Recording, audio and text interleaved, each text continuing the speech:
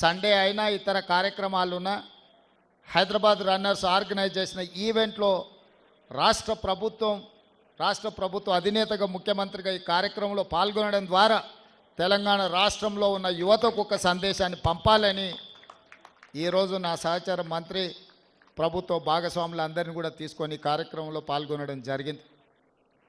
నేను ఈ వేదిక మీద నుంచి మళ్ళీ పూర్వ వైభవం తీసుకొచ్చే బాధ్యత ఈ ప్రభుత్వం తీసుకుంటుంది. ఈ గచ్చిబౌలి స్టేడియం, ఈ స్పోర్ట్స్ విలేజ్ను ఆ రోజు 25 సంవత్సరాల క్రితం నిర్మించి దూరదృష్టితో ఈ స్పోర్ట్స్ విలేజ్ను ఆ రోజు నిర్మించడం జరిగింది. ఈ స్పోర్ట్స్ విలేజ్ని 100% మళ్ళీ క్రీడా కార్యక్రమాలకే వినియోగించాలన్న ఆలోచన ఈ ప్రభుత్వం చేస్తున్నది. ఇదే కాకుండా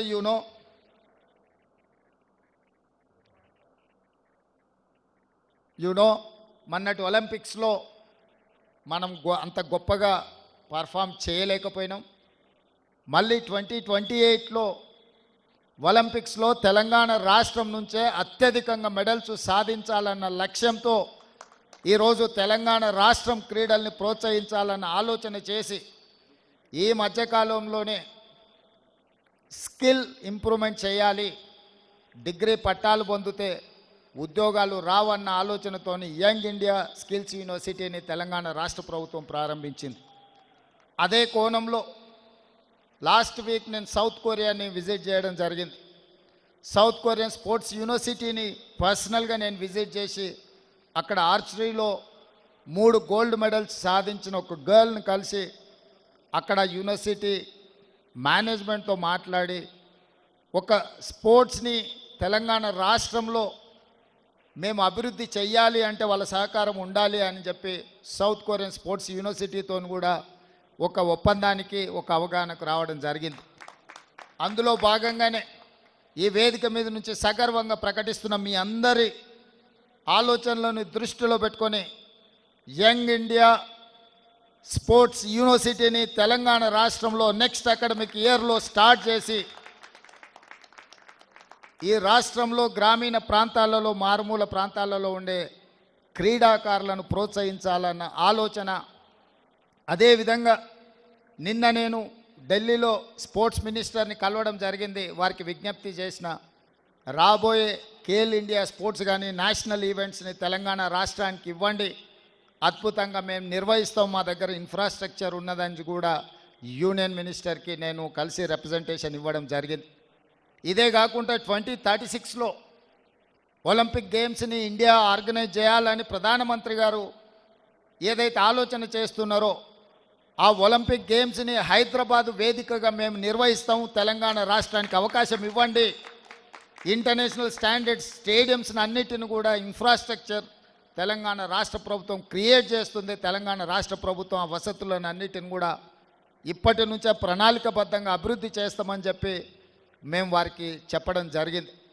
ఈరోజు ఈ ఉన్న స్టేడియంలు అన్నిటిని కూడా పూర్తి స్థాయిలో మన నేషనల్ ఫుట్బాల్ని కూడా ఇక్కడ ఆర్గనైజ్ చేద్దాం అనుకున్నాం. కొంత సమయం సరిపోకపోవడం వల్ల ఫుట్బాల్ ఈవెంట్ని కూడా ఇక్కడ నిర్వహించలేకపోయినాం. తొందరలో ఈ దేశంలో జరిగే ఏ క్రీడలైనా ఇంక్లూడింగ్ క్రికెట్తో పాటు మిగతా క్రీడల్ని తెలంగాణ రాష్ట్రం నుంచే, ముఖ్యంగా గచ్చిబౌలి ప్రాంతం నుంచే నిర్వహించాలన్న ఆలోచన రాష్ట్ర ప్రభుత్వం చేస్తున్నది. ఈరోజు మీరందరూ వేలాది మందిగా ఈ కార్యక్రమంలో పాల్గొని తెలంగాణ రాష్ట్రం క్రీడలకు వేదికగా మారడానికి మీ అందరి భాగస్వామ్యం అవసరం. తప్పకుండా మన ప్రభుత్వం స్పోర్ట్స్ యూనివర్సిటీని ప్రారంభించబోతుంది. దీనికి సంబంధించి అంతర్జాతీయ స్థాయి కోచ్లను తీసుకొచ్చి ఈ రాష్ట్ర క్రీడాకారులను ప్రోత్సహించడానికి ఈ ప్రభుత్వం ముందుకు వస్తుంది. ఇట్లాంటి కార్యక్రమాలు నిర్వహించి ఎన్ఎండిసి నుంచి స్పాన్సర్షిప్ ఇచ్చినందుకు వారి యాజమాన్యాన్ని కూడా నేను మనస్ఫూర్తిగా అభినందిస్తున్నా.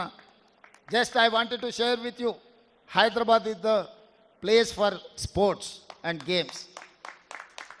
ఈ దేశం భారతదేశం అంటే భారతదేశంలో క్రీడలను ప్రోత్సహించే రాష్ట్రం ఏది అని ఎవరైనా అడిగితే అది తెలంగాణ రాష్ట్రమే అయ్యి ఉండాలి అని మా యొక్క ఆలోచన. ఈ ఆలోచనకు మీ అందరి సహకారం ఉండాలని కోరుకుంటూ మీ అందరి దగ్గర సెలవు తీసుకుంటున్న మిత్రులారా, ధన్యవాదాలు. థ్యాంక్ యూ సీఎం సార్ గారు. మీరు శ్రీకారం చుట్టారంటే తప్పకుండా సహకారం ఉంటుంది.